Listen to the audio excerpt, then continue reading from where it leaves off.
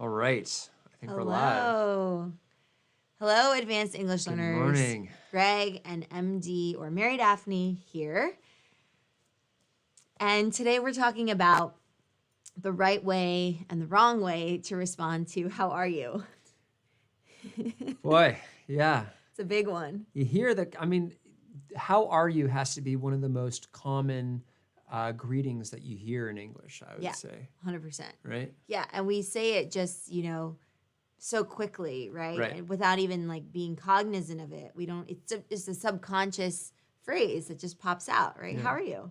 And as English language learners, I know what you're thinking. It's like, this is the first thing I learned, right? I'm very familiar with this phrase. Yeah. But it's obviously we're not talking about the meaning of the phrase here. It's more so how do you respond, right? Like I find that it's so much more about understanding how to how to interpret and react to something than it is understanding the meaning of it. Right. Right? Exactly. And so we put out a lesson about different ways of asking, how are you? And the reason is because the preferred answer to how are you, in conversation analysis, we talk about preference.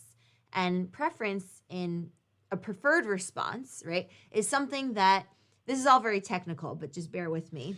A preferred response is the expected response. Like, for example, if I were to say hello to Greg, I'm expecting that he responds with hi or hello, right? There are a couple of preferred responses, as opposed to what time is it, right? Or if I were to ask what time is it and he says hello, or my favorite color is blue, right? That just doesn't work. Like, right? am I dreaming? What's going on? Exactly. So there's a misalignment there.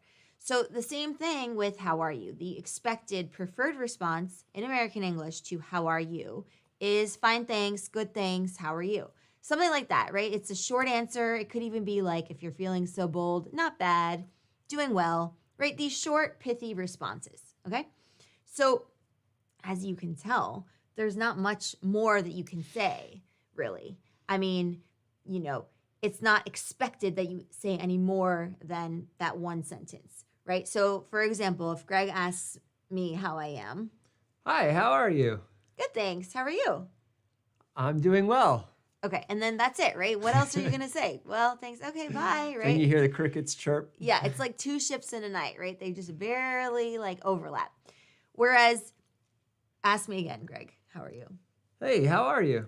I'm good. I'm feeling really energized today. I did a nice jog in the park.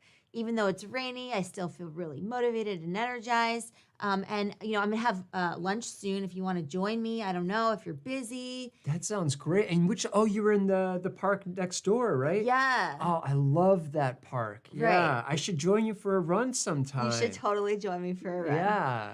So that evolved into something nice, right? We had a little bit of a conversation, but it's a little risky to respond with such a long, elaborate answer if someone's asking you, how are you? Because Greg might not have expected that, and he could have easily just walked away and said, I really don't have time for this. I literally don't care how you are right now. But Greg's such a nice person that he's gonna, spend time trying to hear what I have to say. But most of the time, right, that's not the kind of response you're gonna get unless the two people talking are close in proximity, right? Close meaning they're very good friends, they're partners, they're family. That's what we also mean by close in terms of proximity. So in that case, you might be able to get away with disclosing all this information after a how are you. So let's talk about certain contexts where how are you, expecting a short response, right, in return is appropriate. Sure. So think about, being at work and you're meeting up, or not really meeting up, but you're convening to, in the break room and you're by a water cooler, right? And you're just getting your water, you're maybe making some tea, and one of your colleagues walks in and you say, hey, Jim, how are you? I'm doing really well, but I couldn't find my stapler this morning, and that was really frustrating. That's really annoying. Ugh. Yeah. Well, I have one if you want to borrow it. So That would be great. Yeah, I saw you have that red swing line stapler, and yeah. yeah, it's a good one. Oh, that's good. Yeah, I like it too. Wire cutter recommendation. Yeah. Right. So with colleagues, you might have a little bit of witty banter. You might have, maybe he really needs a stapler and you can help him get a stapler. But, you're not really going into too much detail. Notice how he just responded, great, how are you? And then he moved on to like an issue, right? He could have just easily started with that, right? So as you can see, how are you, right? In these contexts like of work, at school, when you're maybe in a rush, right? How many times have you bumped into people on your way to class where you like don't have time, but you want to be courteous and cordial and polite and say, hey, how are you? Yeah. Right? Not really expecting too much of a long answer in return. Yeah, I think a very common situation where it's going to be quick is on a business call, right? Good. Someone, you're dialing into a conference. You don't have time for everyone to go into their, life problems and what they did that weekend. Yeah. So typically what you'll have is just a very quick, what we call perfunctory, which just means sort of procedural, hello, hi, how are you?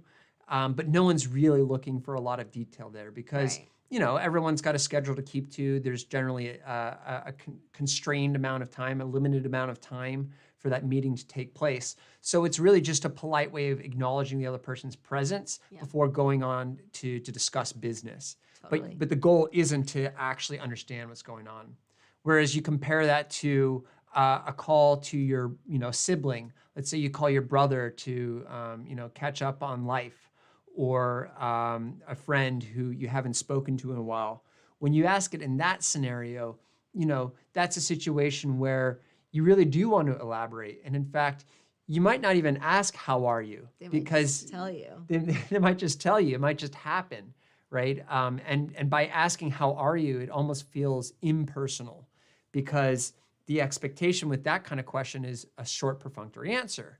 When, if you're calling your friend or sibling, you're expecting a more rich and involved conversation. Right. So you might not even use the phrase, how are you? Yeah. You might instead say, hey, did you see this thing, such and such? Or, you jump right into the meat of it. Yeah, or a lead in, right? Other lead in, great. yeah. I love that you brought that up because, that's also where those alternatives that we talked about in the other lesson will come in handy because they might be a little bit more targeted towards something like the answer that you're hoping to get out of that person, right? For example, if you know that a couple of months ago they were maybe in between jobs, maybe they were transitioning and they finally found something that they're really happy about, right? That was the last kind of like communication you've had with them. Then you could say, how's work going, right? In that case, and you just skip the whole perfunctory, how are you, right? So as you can see, oftentimes the answer that we're expecting to get will determine what kind of question we're going to ask. So not all how are yous are created equal.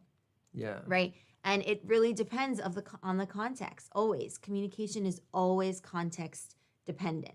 So if you're on a Zoom call or a business call, if you are running to class, if you're trying to catch the bus and you're late, if you are switching, you're in the elevator and you don't have much time or whatever, right? You are clearly in a rush.